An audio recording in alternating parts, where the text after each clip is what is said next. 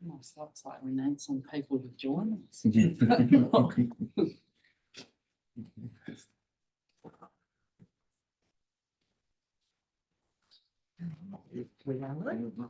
Alrighty, kia ora tātou everyone.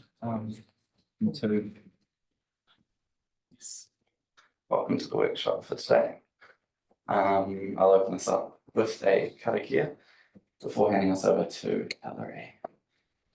Tuia ki ronga, tuia ki raro, tuia ki waho, tuia ki roto, tuia ki te here tangata, ka rongo te pau, ka rongo te o. Homie, huie, tai. Alrighty, take us away, Ellery. Tōna koutou, ko Hilary Lennox Tōpingoa, I'm manager of the strategy team here at Otago Regional Council. Thank you for being here today to talk about the Strategic Climate Action Plan. Kia ora, ko Francisco Hernandez-Aho, Principal Advisor, Climate Change Strategy Team.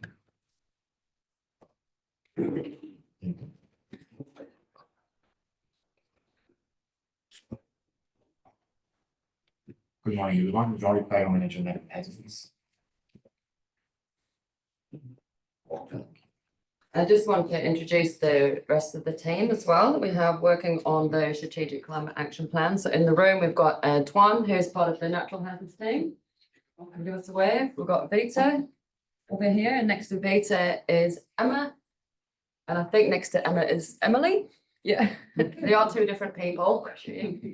And then next to Emily is Shay. We got everyone there? Can't see everyone there. You've got them all. Yes. Cool. Right, so why we're all here today, we're here to give you an update on the Strategic Climate Action Plan and how that's unfolding. And it's really an opportunity. I like to use a metaphor of inviting you into the kitchen to see what we're cooking. And as we proceed through today, you'll understand and appreciate that there is no set recipe for this. And we're all having to be quite creative and come up with some good ideas and some new ideas about what it is that we should be preparing here for the Regional Council.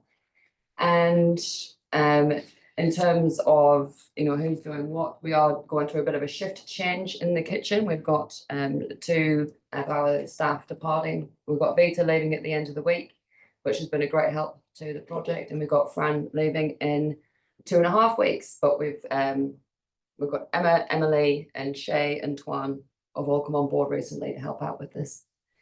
So what we're going to do today is give you an update on the timeframes for preparing the Strategic Climate Action Plan. We're going to explain the framework that we're currently working with, discuss ORC's role, and talk about what can ORC actually meaningfully do in this space. And so that's a presentation that'll be about the first hour or so of today. And then we're going to have a breakaway poster session and where everyone can get up out of your seats. And we've got adaptation on one side of the room, mitigation on the other side of the room, and I'll explain that exercise when we get to it. So timeframes for preparing the Strategic Climate Action Plan. Slightly revised. The previous commitment is that we would have a final ready for Council to adopt in June. And we have realised that this is quite a complex piece of work and it is very important to a lot of people. And we want to ensure that we can do adequate public engagement on this and bring as many people along on the journey with us as possible. And so trying to produce this final by June was going to be too rushed. And so what we're proposing to do now is to have a draft ready for Council to endorse in June and then to do some broader public engagement after that. So what does that look like over the next few months? Well, today we've got a council workshop, as I said, to invite you into the kitchen to see what we're cooking. And following this workshop, we'd like to do some targeted engagement with the Runaka, the TLAs and key stakeholders. And part of that is understanding, because we're not the only organisation working on a climate plan or a climate strategy. A lot of different organisations are doing it as well. So we want to understand what's everyone else doing and how can we add value to, rather than complicate or get in the way of what other agencies are trying to do. And part of that is we will talk to the CEs and the mayors of the different TLAs as well, because as you understand, as we walk through this, we've done quite a lot of collaboration with the TLAs in this space. And we might come back for another workshop in May, see how we're getting on, see if councillors would like that. And by June, for the June council meeting, we'd like to have a draft ready for you to endorse, ready to do some broader public consultation after that. And that's so that all, targeted engagement between now and June, and then broader public consultation after June. So what does the framework look like? So we're actually trying to write two strategies at the same time here, because mitigation and adaptation do have to be handled quite differently. And the actions and your interventions that would result from your strategic ambitions are quite different.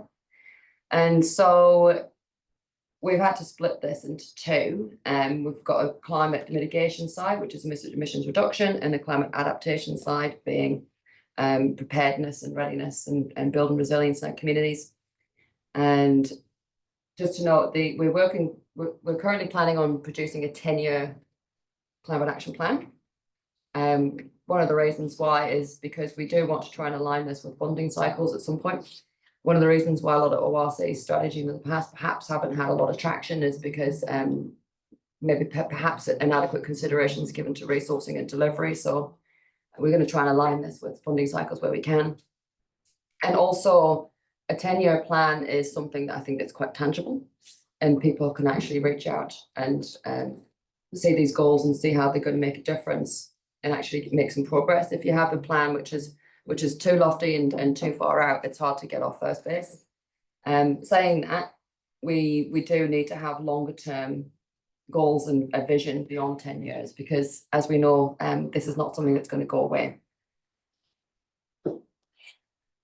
And something that we've been exploring as a team is, what is ORC's actual, how can ORC really have an impact in this space? As I alluded to, or as I said before, there's a lot of people out there working on climate mitigation and adaptation, a lot of different groups and agencies. And we, as a regional council, have control and influence in a lot of areas across the region, but not everything. And so in terms of regional outcomes, we can contribute to the outcomes, but we can't deliver this on our own. And so that's what we're busy trying to understand in terms of our work programs and what needs to be done in the climate space is, how can we actually have an impact, and let's focus our energies in those areas where we can actually have a meaningful impact. And through this strategic plan, we are identifying what ORC's role would be in various different actions and initiatives. So for some actions, ORC will be the lead. For others, we'll be partnering. And so we've identified already a lot of actions to partner with the TLAs, and we've already been talking to Te Whatu Ora and to Mana Whenua about partnering on different actions. And we're not going to stop there. If there's other opportunities that come up through that key stakeholder engagement. For other actions, ORC's role is really supporting others. And for other things, it's about advocacy. And just to reiterate, this strategic climate action plan, is going to be owned by ORC, hopefully adopted by ORC, and will primarily inform ORC's work programs. So it's not an intra-agency strategy, it's an ORC strategy. However, it does identify intra-agency actions. All right, any questions on that first part? Kind of rattle through it quite quickly. No? Councillor Scott. Yeah, thanks, Elliot. Yeah, just that final point, it's an ORC strategy. In some ways it seems a pity, really. Like we're doing all this work, we're spending this community money, and then we've got the strategy for ourselves, as opposed to,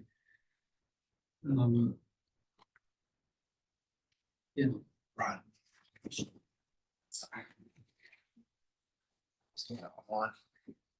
apologies. Yeah, so, are we falling short by just keeping this as an ORC strategy? I mean, we already have some alliance with the DCC. What about other key stakeholders? This is an important topic. What are your thoughts? So we did explore that. And we considered whether or not this could be an interagency strategy, at least with ORC and the different TLAs. Yeah, Queenstown and DCC already have their own climate action plans. And we determined or decided, working with the climate officers from those different TLAs, that we would be better at this stage to prepare and implement effectively an ORC strategy first. And then in the future, if there was an appetite for better interagency work or an interagency strategy that was adopted by all of the different TLAs plus ORC, then it's something we could explore in the future. But given that ORC hasn't done this before, this is a new piece of work for ORC, we didn't want to bite off more than we could chew initially, but it is something to consider for the future. I understand that Environment Southland, Southland District Council, ICC, and GORE are working on an interagency strategy. From what I've seen of it so far, they've done a lot of work to come up with some general principles, but not yet any indication about what the strategy is going to deliver. So for us, I think we were quite keen to get on and see some action. So yeah, didn't want to bite off more we can chew at this first stage, but it is something to consider for the future. cool. Thank you very much. Thanks, Elliot. Thanks, Larry. Till. Yeah, Hilary, you mentioned that you wanted to incorporate the 10-year plan. Are there any aspects of the strategy that are included in the 10-year plan that we're currently working on at the moment? A lot of the actions that we are proposing to incorporate into this plan are already funded. And there are some new actions in there. So we've already identified some gaps that we think the ORC could fill. We do have some funding, I think it was 650,000 that we put aside in this LTP as a placeholder to start to implement some of the priority actions that fall out of this plan. Yeah. There will be other things. So it was a yes. Yeah, yes. Good.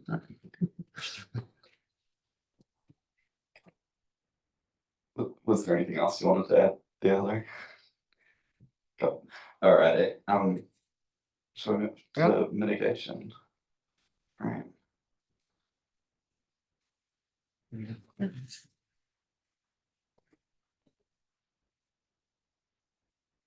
Cool. So it's important to note that the things that we're doing isn't occurring in a vacuum.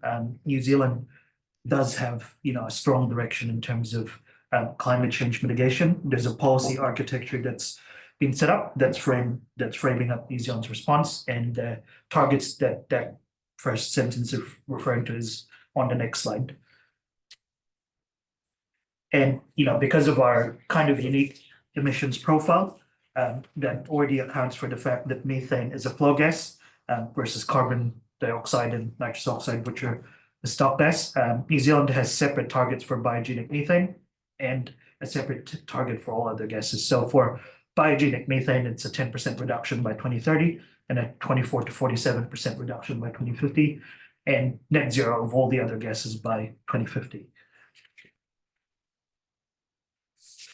So this is, I guess, a really rough look of how Otago compares as a region compared to other, regional authorities. So you see there that I've picked the top two kind of most urban regional kind of centers or unitary authorities in New Zealand. And I've also picked Southland and Waikato because they're quite comparable to Otago in terms of their greenhouse gas emissions profile, which is heavily dominated by agriculture. So, you can see because there's not that many people in Southland and quite a lot of ruminants that their emissions per capita is high. And you can see that, because Auckland is so heavily urbanized, they can kind of create efficiencies in terms of public transport.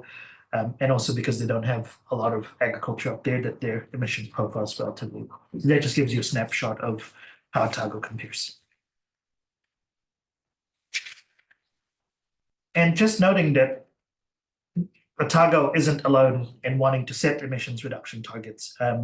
Auckland Council has set a 50% reduction in net emissions by 2030 and net zero of all gases by 2050. QLDC have set a 44% gross reduction in emissions by 2030 and net zero by 2050. The DCC, who were in the Zero Carbon Alliance with, have set the net zero all other gases other than methane by 2030 and a 10% reduction and aligned by 2050.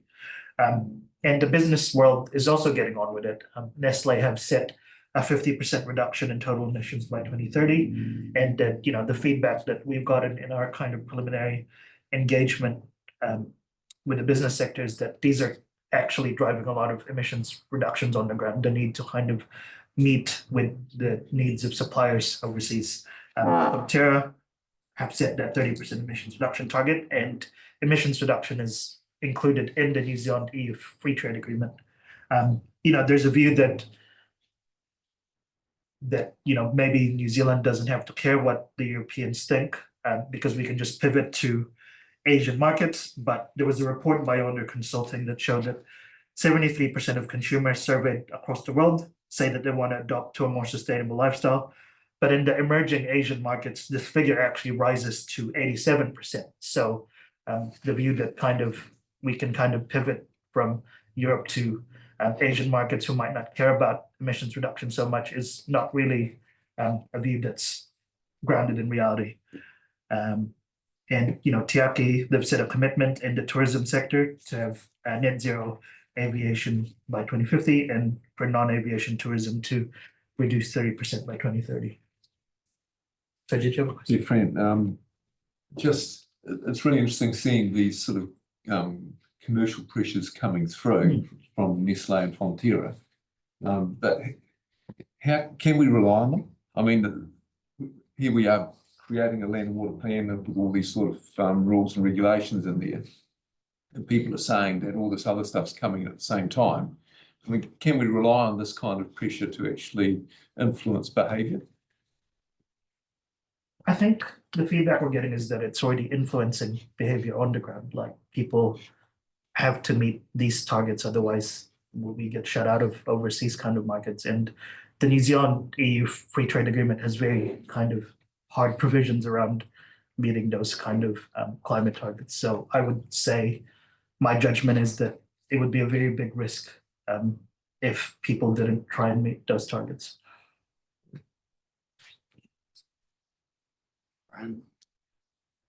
Thank you. Friend, as a matter of interest, so how will Fonterra achieve a 30% reduction in methane realistically? Are they going to reduce their number of cows by 30%? What are they going to do to achieve that? My understanding of Fonterra's target is that it's an emissions intensity, not an overall methane target. So it's per unit of production rather than like a cap on methane per se. Sorry, could you explain that a bit further?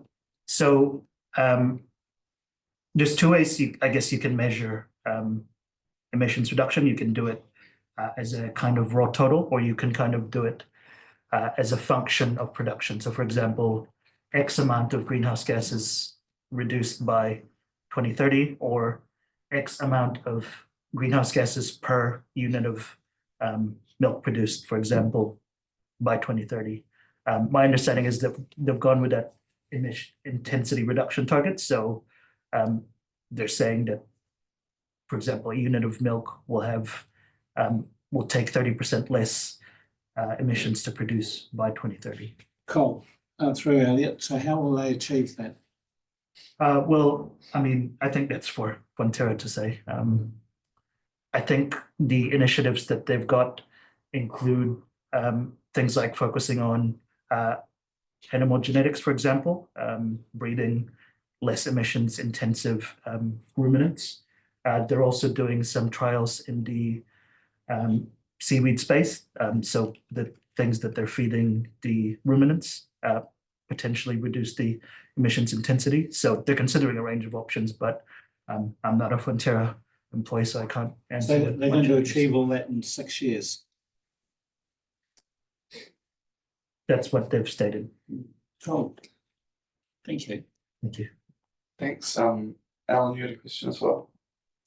Yeah, thanks. Look, can I just confirm those TLAs in particular up there, those figures, they are looking at all those greenhouse emissions within their TA. They're not just talking about their own council operations. Yes, That seems to these be- are community reduction targets. Yeah, right. So, and that seems to make good sense because we're, and I guess QLDC and DCC in particular within our region here. And this might be a step, a question further down the track, but makes good sense, work with them. They've already got that going. What would you see our role is with those TLAs who don't yet have those targets or programs in their area?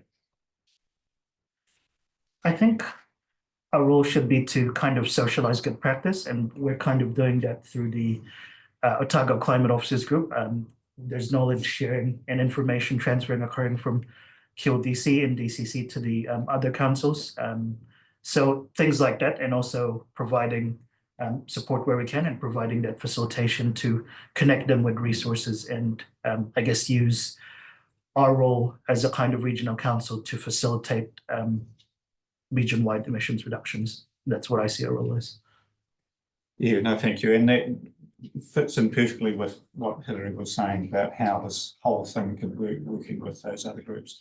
And I suppose also that may apply to various industry groups that we're able to contact them and work with them too.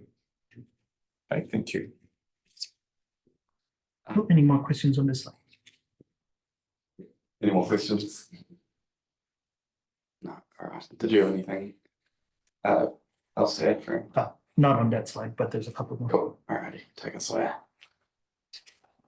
Cool. So you've seen that other people are focusing on the space. This slide is about what impact we could have as a regional council.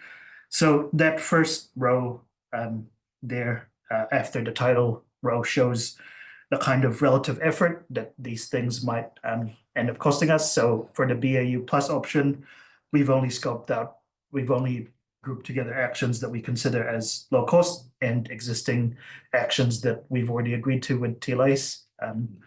For the partnership actions, we've listed additional actions that we consider to be medium cost, and also having widened the scope to include medium cost actions with other TLAs, and partnership action is, if we wanted to throw the kitchen sink.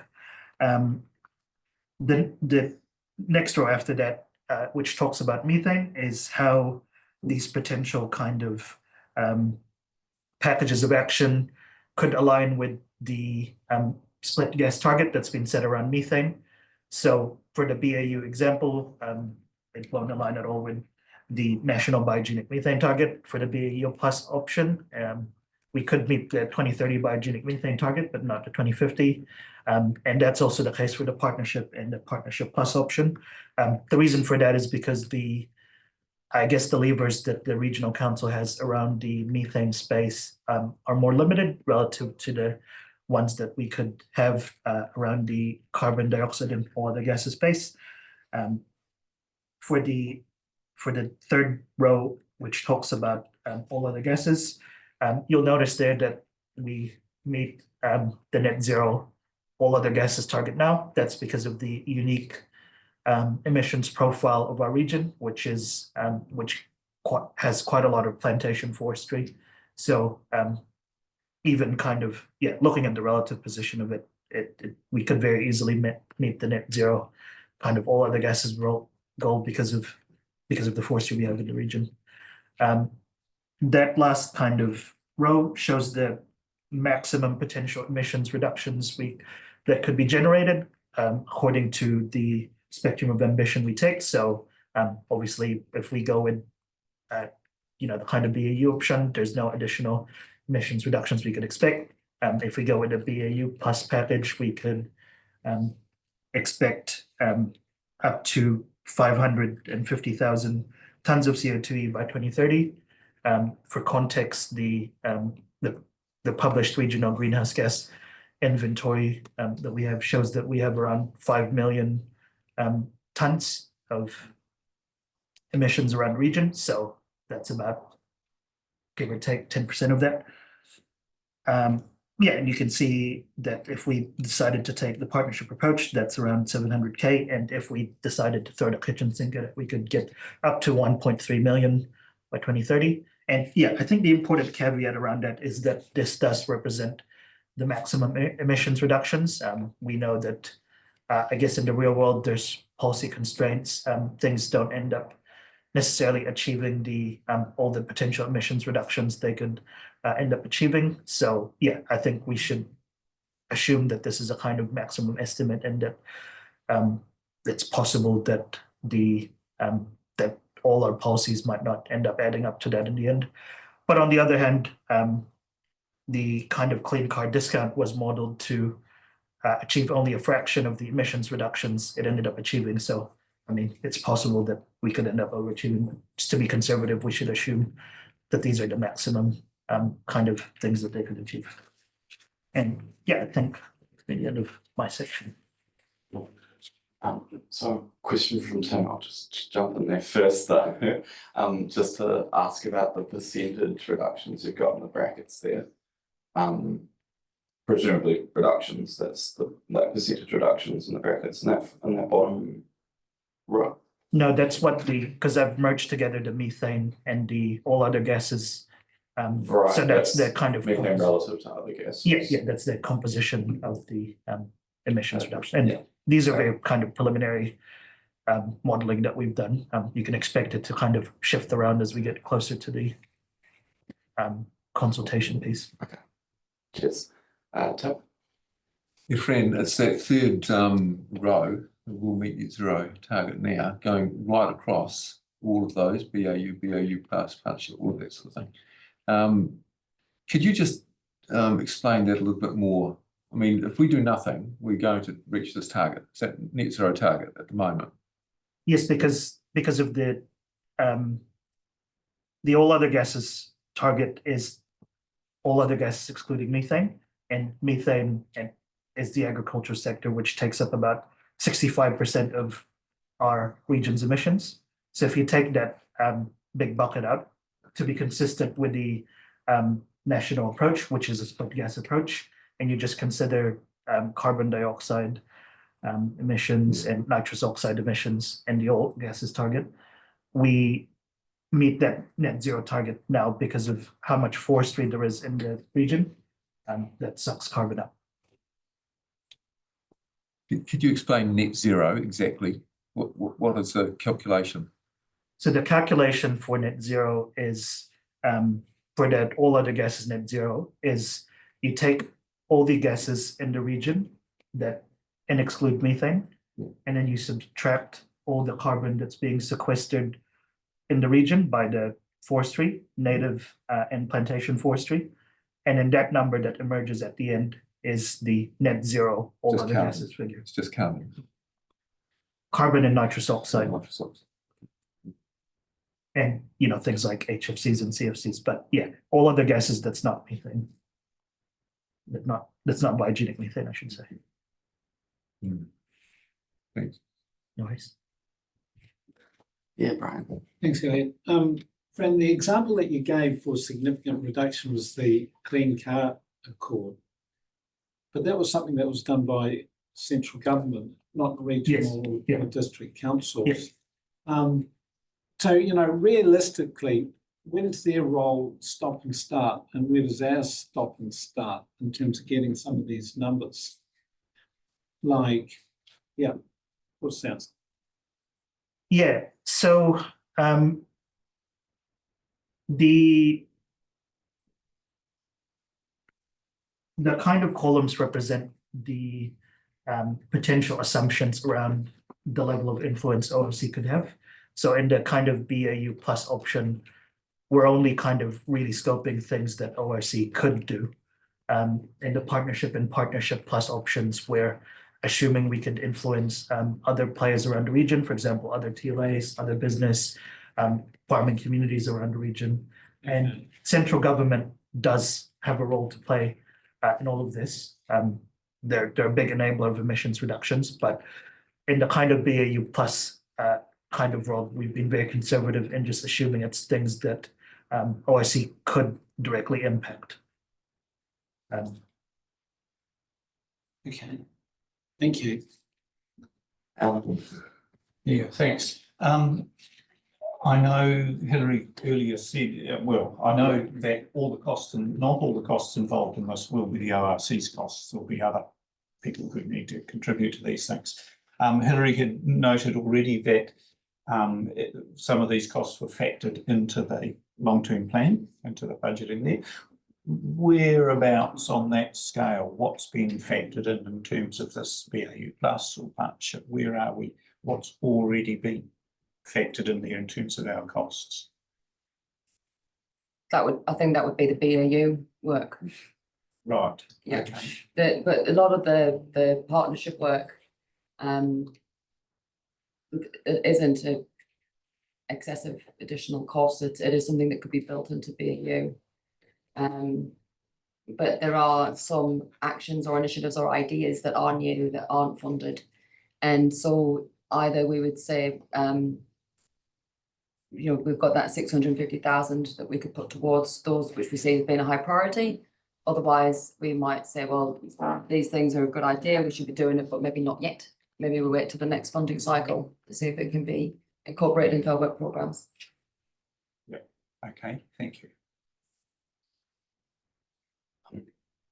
Francisco, I just wondered if you could speak more to that third row and if the region is currently on track for that net zero for all the other gases other than methane.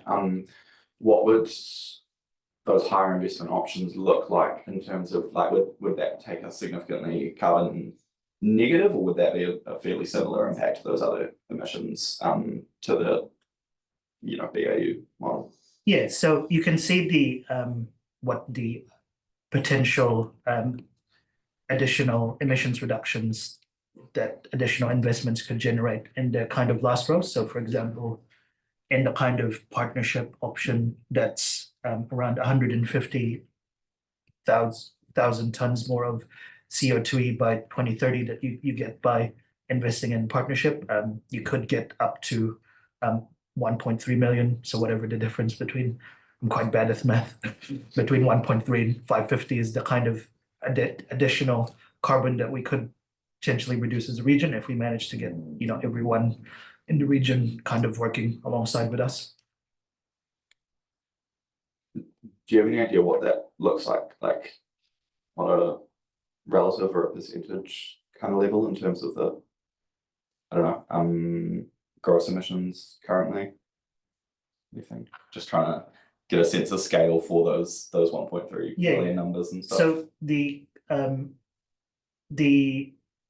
emissions inventory that we have, I think we've got around kind of 5 million tons net of emissions in the region. So I guess 1.3 million is about 15% of that. Awesome. Yeah, sorry, I meant to ask before. Look, one thing that jumps out at me from that table is that nothing is going to meet the methane target, the 2050 methane target. And presumably that's Otago's share of that 24 to 47% reduction in biogenic methane.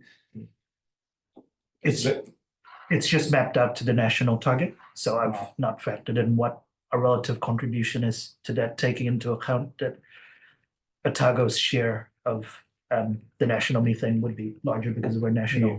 So is that, when nothing here is going to meet that 2050 methane target, is that a bit of a concern? Is there anything we can do about that? Sorry. Can I talk to that? Yeah, do you want to go or should I go first? You go. Part of that is because we have identified that a lot of the levers around methane reduction sit within central government. The kind of powers that we have as a regional council are relatively limited. I think the only kind of rules and regulations that we could set that might have an impact on methane is the kind of the things around the freshwater reforms, which would help meet the 2030 target. But even if that was implemented, the 2050 target would be kind of beyond our ability as a regional council to realistically influence. And we've tried to kind of ground the emissions reductions that we could achieve around things that ORC could realistically influence, along with partnerships with the TLA. So it's kind of what local government could achieve. Okay, thank you. I was just going to add to that yeah, these emissions reductions are just the emissions reductions that we think that ORC could affect. Yeah, this is not the region's total emissions reduction. This is just the emissions reductions that could be within ORC's sphere of influence. So there would be other, hopefully, emissions reductions happening across the region from other parties, other players, for other reasons. Did you have something to follow Yes, up on just that? to follow up that, I think that's confused me a little, because I guess I had viewed this in the way we were talking about, you know, working with other TLAs, other industry groups. This was looking at I had understood the overall plan for all those emissions within Otago. And of course, there's a whole lot of other groups who will be playing a part in that. Now, have I just got unnecessarily confused? Because I guess I had hoped that this strategic climate action plan would be looking at the whole emissions, whoever's emitting them across Otago. And your answer seemed to imply that might not be the case. Am I confusing, making it too complicated? What do you think? Yeah, this is a plan which is focused on ORC and ORC's role in terms of emissions reductions and adaptation, which we'll get to soon, for the region. It is very much focused on ORC and what we can do as a regional council. And some of those actions that fall out of this plan are going to be in partnership with other agencies. But, you know, if you think of like a Venn diagram, we have, you know, what we can do and then how we can influence others. And there'll be a crossover there in terms of other people's actions that's actually, that, you know, that there's an overlap there where we're working together on something, but then those agencies are also doing all sorts of other stuff, which we're not going to influence. We don't have within our mandate the ability to influence that meaningfully. So we really want to focus on what action ORC can really have meaningful influence. Where ORC can have meaningful influence. Yeah, okay, thank you. I'll keep thinking about that one. Thanks. Toby, you had a question as well? That was where I was going with my question, actually. Fran, you used the words realistically influence. And that sort of speaks to me of being able to actually, to keep it simple, is there one particular thing, one particular action as an ORC that we can take that's going to have the most impact? Or are we going to get to that slide? We'll get into the actions. Yes, okay. And I can just speak to that. There's like any complex problem, there's not one solution. It's always going to be a suite of solutions. And when we talk about the actions later on, you'll see that we are considering what ORC can do, which is going to be most impactful for the least cost. So, you know, we want to get the maximum impact in the most efficient way. But it's going to be a suite of things. It always is. There's not one silver bullet for this. Just to sort of summarize that discussion a bit and then take us to the next section, perhaps, if there weren't any questions. I guess we sort of, as a regional council, have things we can do both directly and indirectly through other organisations and groups and stuff. And that's what we're going to be looking at. But obviously, we don't want to be putting like someone's personal behaviour change, trying to factor that into these kind of calculations or anything. We only want to look at the actions that we're going to be putting money or effort or whatever into, and then also that it's not necessarily going to be balanced, because as a region we aren't necessarily balanced in terms of our emissions dynamics and that kind of thing. But perhaps where we can't pull our weight entirely when it comes to things like methane to reach those targets, that might be more reason to go above and beyond when it comes to those other gases, so that a region like Auckland, where they're going to have a lot less methane, can pull their weight on stuff, and hopefully we'll all balance out. But I'm sure we'll have more to talk about that when we actually come to the actions and stuff. And so unless you guys had anything to add on mitigation, or there were any other questions, we can probably move on to adaptation. Yeah, I think just the one thing to add is that when we last met with the council working group, and I forgot to put a shout out to the working group and thank you for your time recently. We had started to talk about regional emissions reduction targets, and we then said, well, what can we do to meet those targets as a region? And then we identified, well, we are only a player on the pitch, and everyone else has got a role to play as well, and we can do what we can do, but it relies heavily on what everyone else is doing as well, and we can't influence all of that.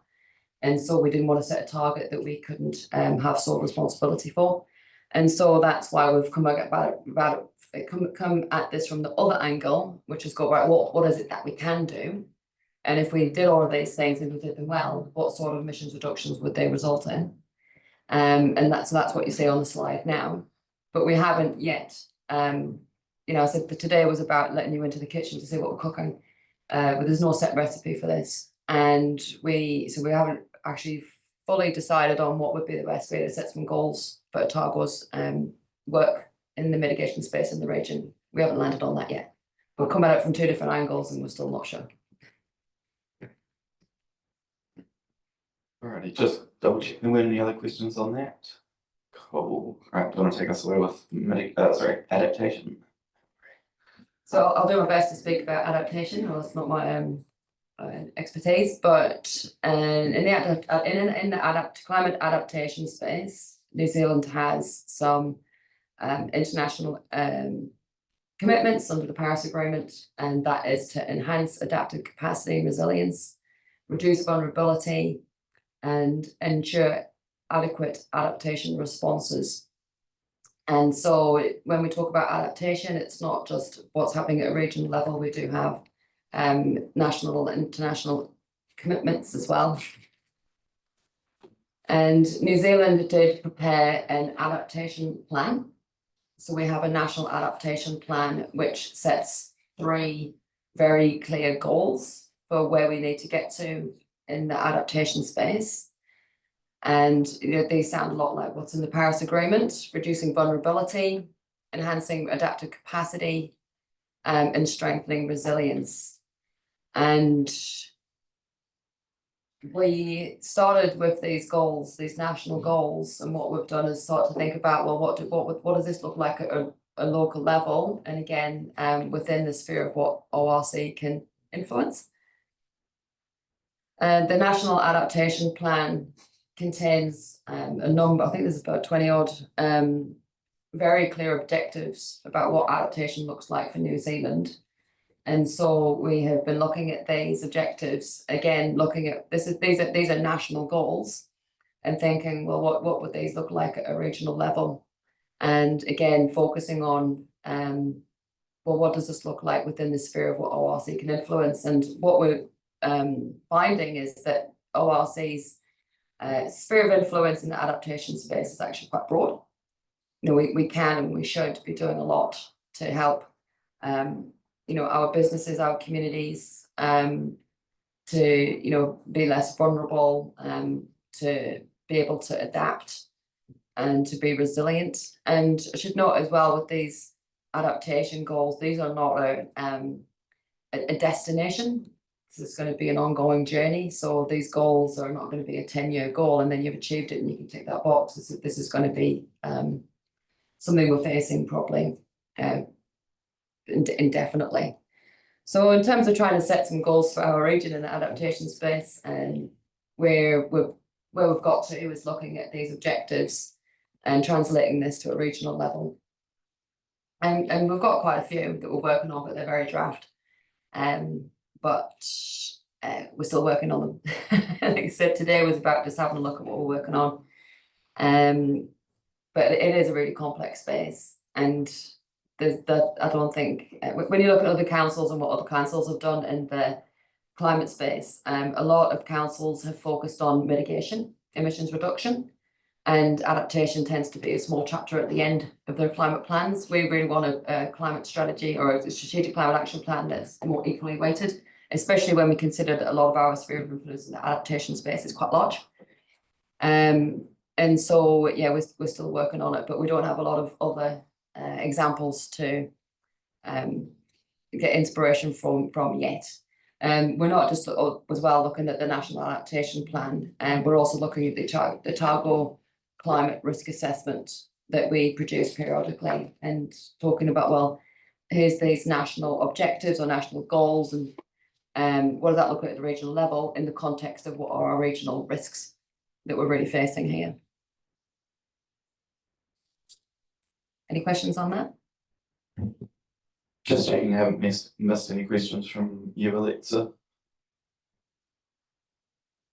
No, cool. Were there any questions on our adaptation stuff? Yeah, Brian. Well, thank you, Hilary. I think that's a pretty lofty goal, though, isn't it, to have equal weighting between adaptation and mitigation, bearing in mind that we have a history in adaptation. So makes me excited about the mitigation and wonder what I've missed.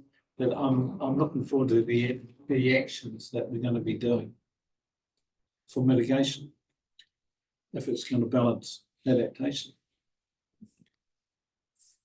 And we'll get on to that in the next exercise. That could be a nice segue if there's no more questions. I did, but it is another segue question. Not to preempt anything about the actions, but I'm just wondering, in terms of both adaptation and mitigation, I guess, but particularly adaptation, are we looking at, when we look at these actions, just region-wide actions, or would some be community specific? In the adaptation space, there are very definitely location-based projects, programs of work that we're working on, because climate change isn't going to affect the whole region the same way. Obviously, we've got lots of, it's incredibly diverse geographically and climatically, the whole region. And yeah, so what affects Central Otago as the climate changes is going to be different to what affects our coastal communities, for example. So when we talk about, when we get to the next exercise, you'll see that we've got some actions which are region-wide, and then we've got some very location-based actions based on what we've already identified to be particularly at-risk or vulnerable communities or parts of the region. Not to say that there aren't more, but they might not have been identified yet, or there just aren't any current work programs in those areas. Do you want to introduce us to the next stage then?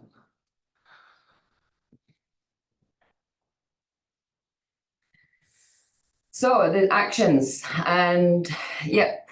So what we're doing in the mitigation space or the adaptation space, or at least what we're proposing as a suites of actions under this strategic climate action plan. And it wasn't the strategy team that came up with all of these ideas. How do we come up with the tables of actions? We talked to all of the different departments of council to find out what each team is already doing in the climate space, both mitigation and adaptation. Francisco spent a long time working with the TLAs and understanding, for the likes of DCC and QLDC who've already got climate plans, and they've already identified actions that they need to partner with ORC on. For those actions, we've included those. For the other councils, Francisco has identified, by talking to the councils, things that they would like to partner with us on as well. Even though they might not have a plan yet, but they already can see that this is work that needs to happen.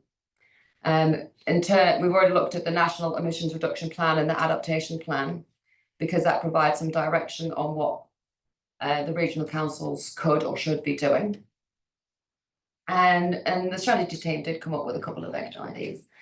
But these tables, I'd say, are not complete. We're talking with key stakeholders. We've already got an initiative with Te Whatu Ora that we talked about with them yesterday.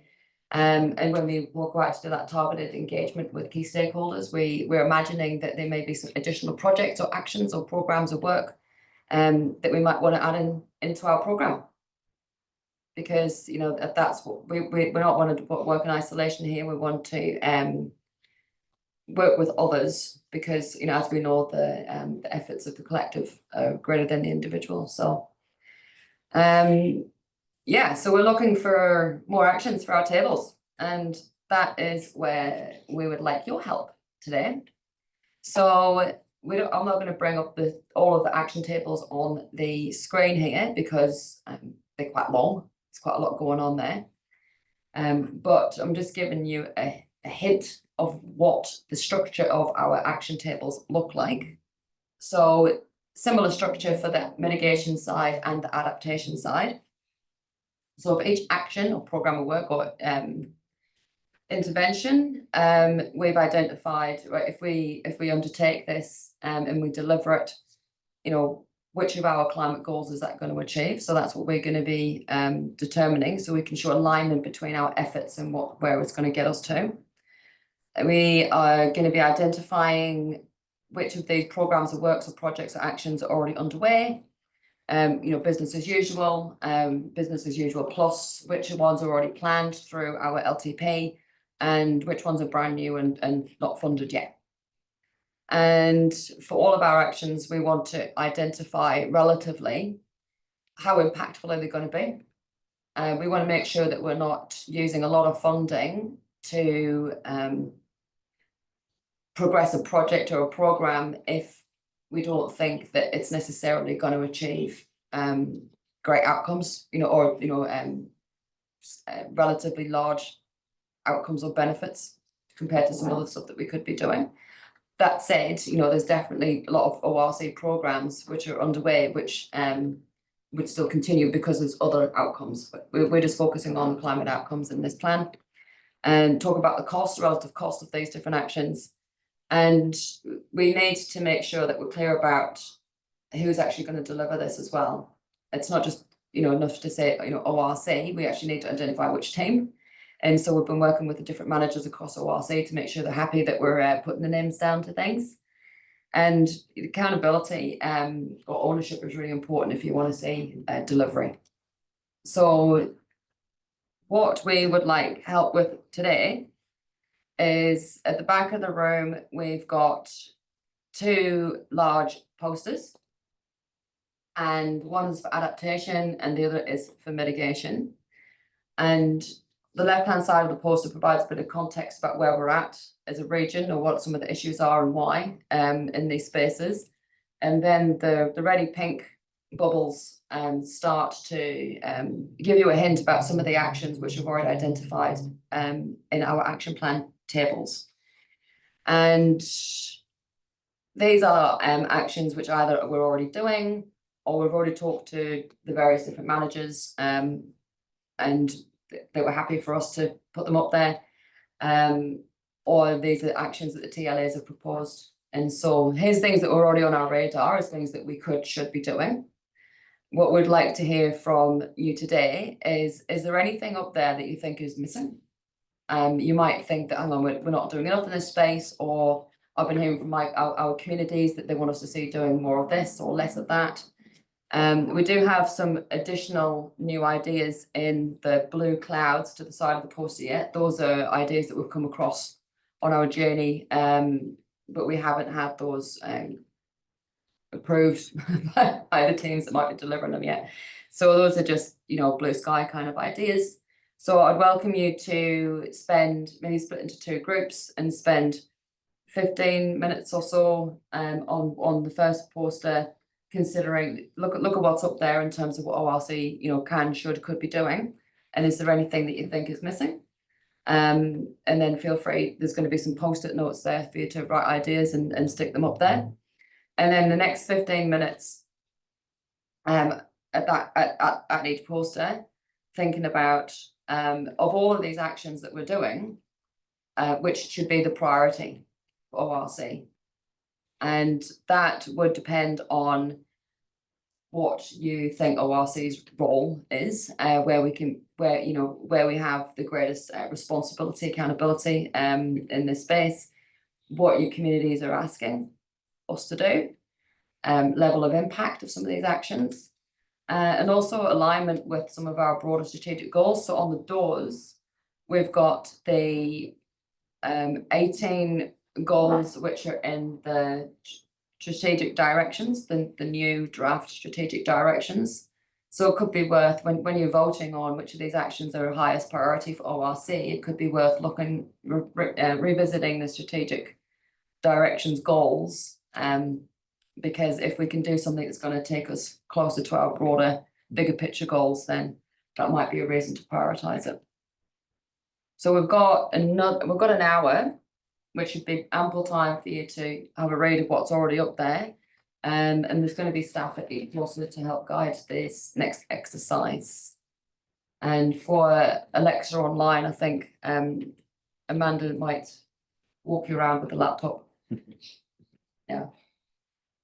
But can we get Alexa a copy of this graphic emailed as well? We'll sort that out.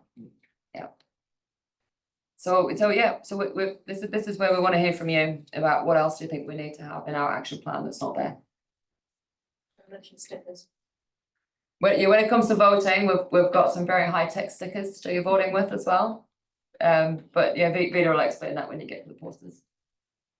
Perfect. Sounds like fun. Do we have any questions about the activity?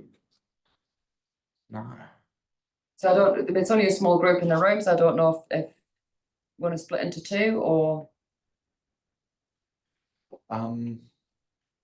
Yeah, we can. I wonder if with a small amount might just be easier to float between. Yep. Should we start with mitigation then? Yes. So right.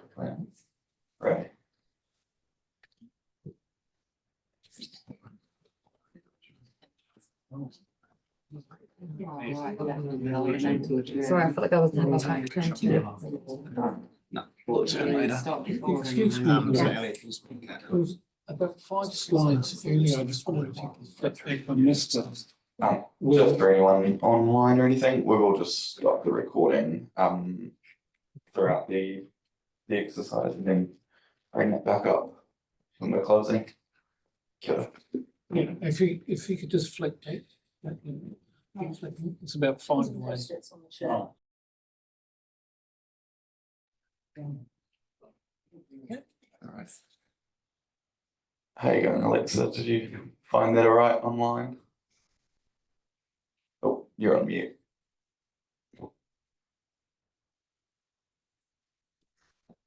Just did my own thing and looked at what you guys had put in there, and then I've sent my comments through to Amanda along with my dots. Which I wasn't sure how many dots were allowed, so I went for 5. You're allowed up to 10, but I think Amanda's got 5 up on there.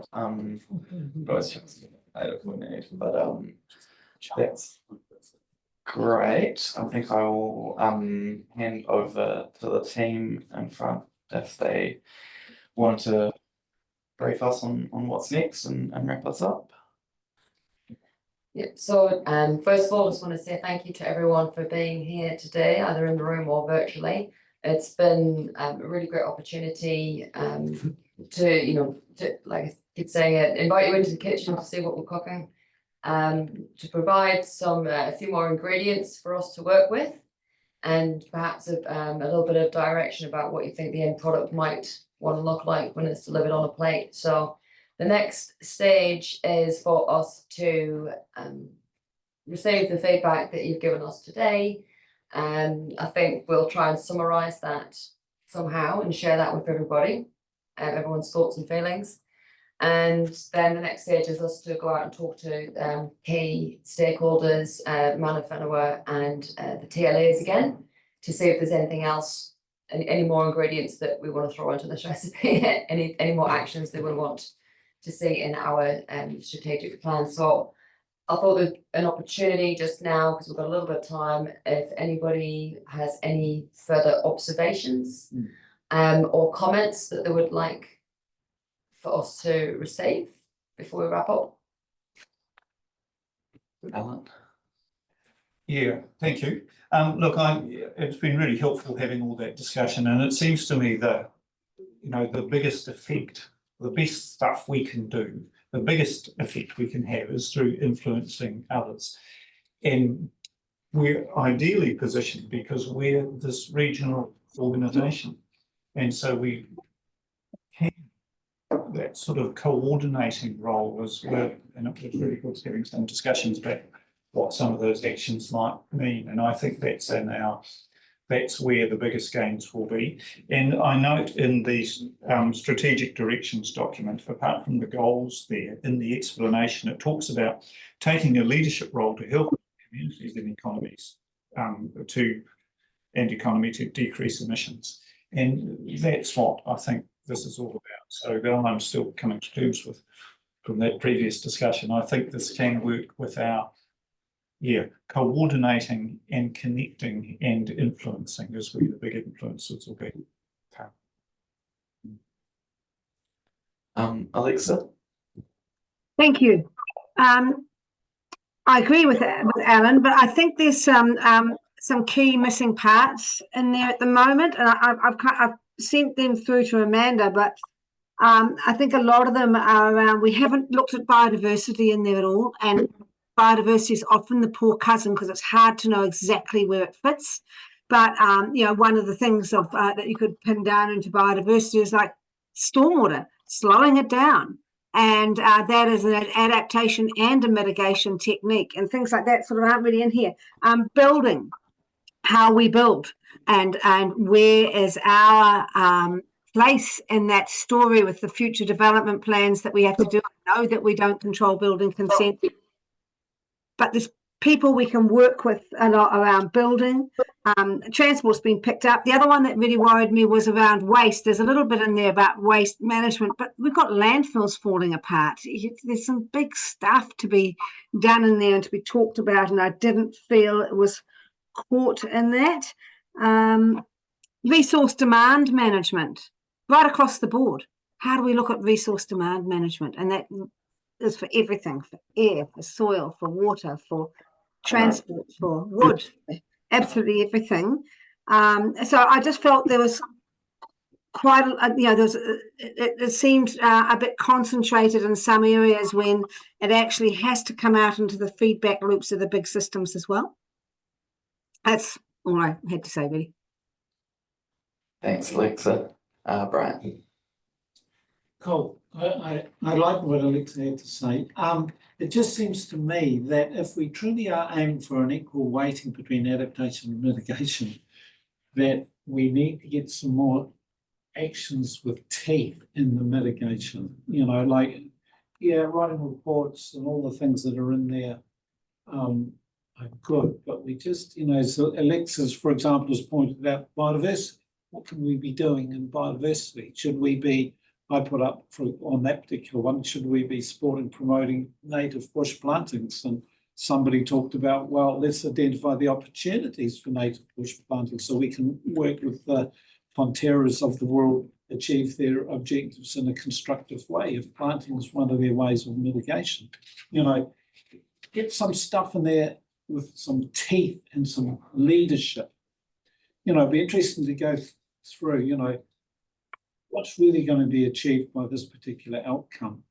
Are we really showing leadership? What will happen to this report? How much dust will sit on it?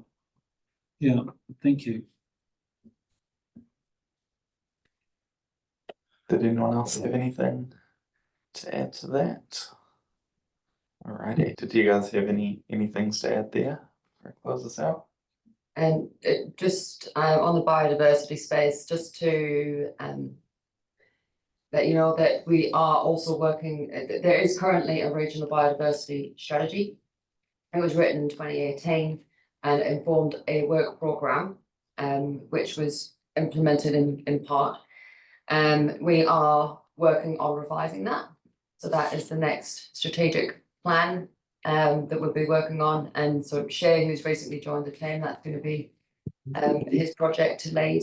And yeah, you're right, there's a lot of overlap in the climate and the biodiversity world. And other councils, so QLDC actually combined their climate and their biodiversity plans together.